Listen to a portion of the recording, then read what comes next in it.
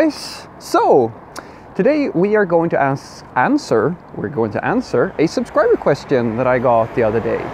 So basically the question was, Frederick, when I make my portfolio, can I use tools such as Bootstrap to enhance my CV, if you will, or do I have to write everything from scratch? So let's get into it. Now, this is a very, very common question, and I would like to touch on something that I think is a little bit of an underlying thing here. I'm just going to go out on a limb here. Just bear with me, okay? I think that the reason why people are asking this sort of question is because they have come to realize something that most people who do not try to become professional programmers never understand. And that is, drumroll, programming is fucking hard. It's fucking hard. It's really hard in comparison to most what people actually give it credit for. You see, to make something, and we're not even, let's just ignore for the moment the difficulties of just maintaining or building a system that is not non-trivial, right? Let's just talk about because this is about Bootstrap. This is about a visual interface of some sort. That is also extremely hard to make. Like using CSS, learning all these things as a beginner, these are extremely difficult things to do. Unless you have been practicing for years, you will not be able to produce something that looks visually the same, or rather it will not match, the thing that you can produce will not match mentally the thing that you believe to, or you perceive to be high quality. If you wanted to build something that looks even remotely like Facebook or any of these other companies, you're gonna have to work for years. And that's the thing, we don't appreciate these things. And it's the same thing, the reason why I tell people that design is one of the most underappreciated fields of work there is in our industry. And I really feel so, honestly, I kind of empathize a lot with the designers, especially here in IT, because the thing is, people make this mental mistake where they think that just because I can appreciate something that is well thought out, then it's easy to create it. And that's why people want to use Bootstrap. That's why people use these sorts of tools, because making something in CSS, not just CSS of course, but making something that is visually attractive is extremely hard, and not just for beginners. Let's be honest here, because Bootstrap is not just for beginners. It's professional grade tooling. It is, because there are plenty of companies who use Bootstrap for the same sort of reason, because they have people who are, well, they're not masters of CSS, they're not masters of UI development or design or whatever you want. So as a beginner, it becomes very attractive for you to use something like Bootstrap, because you realize that every time you build something, it looks like absolute garbage or behaves like garbage. And I made videos about this as well, where I tell you that that's the way it has to go, guys. You cannot go, that's why I keep on telling people, don't try to build perfection as a beginner, because you will fail. You will fail every single time. Go for iteration speed. Go for learning. Start a project with the goal of building something. Try your best to build that thing, and when you feel that you're sort of finished, remember what you just learned, and then build the next thing, and the next thing, and the next thing. Because if you try to build it perfectly, you're just going to disappoint yourself. So, on to Bootstrap itself. Is Bootstrap a good tool to use in a portfolio? Yes, depending on what you're going for.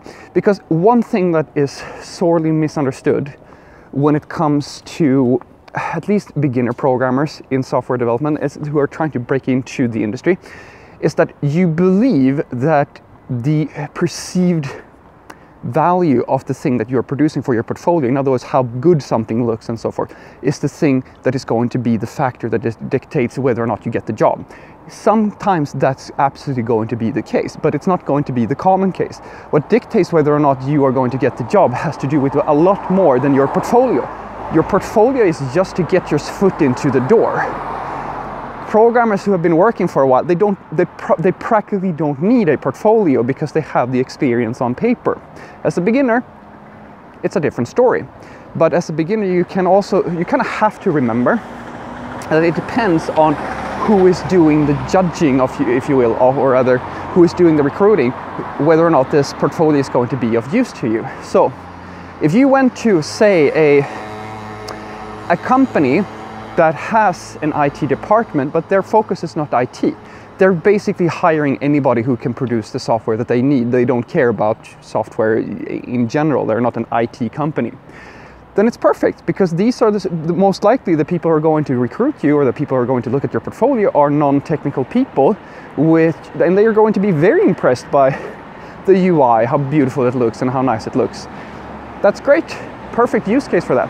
However, if your entire portfolio is all in Bootstrap, and you came to me or to one of my coworkers and wanted a job, then I would ask, this person doesn't seem to know anything about real CSS, or rather this person seems to use only Bootstrap to produce the results, and I wonder if they can actually build things from scratch.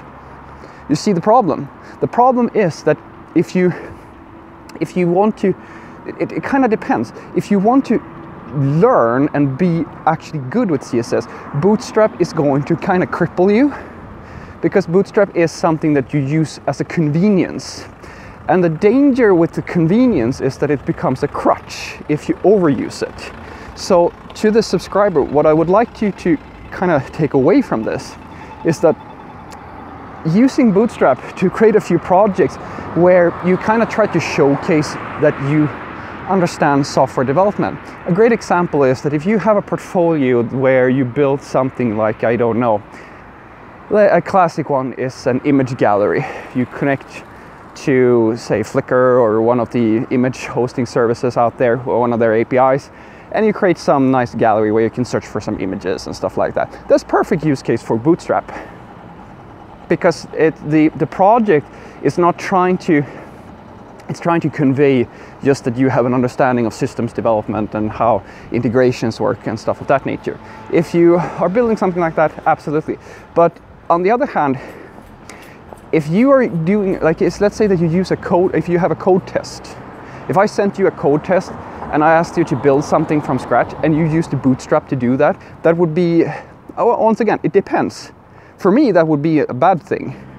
For the next person, it might be a good thing. It's very hard to say. But what I can tell you, if you want to kind of cover your bases, if you want to build a portfolio, use Bootstrap. If you're out to build impressive websites, use Bootstrap. It's a shortcut. I mean, we use Material UI at my job. Not everything that you build has to be from scratch. But what you have to remember is that you can never allow yourself to be too dependent on Bootstrap. Because if you get to a point where you have to have it in order to do the job, then you're going to be less of a programmer. And trust me, that is going to bite you in the ass long term. Have a great day.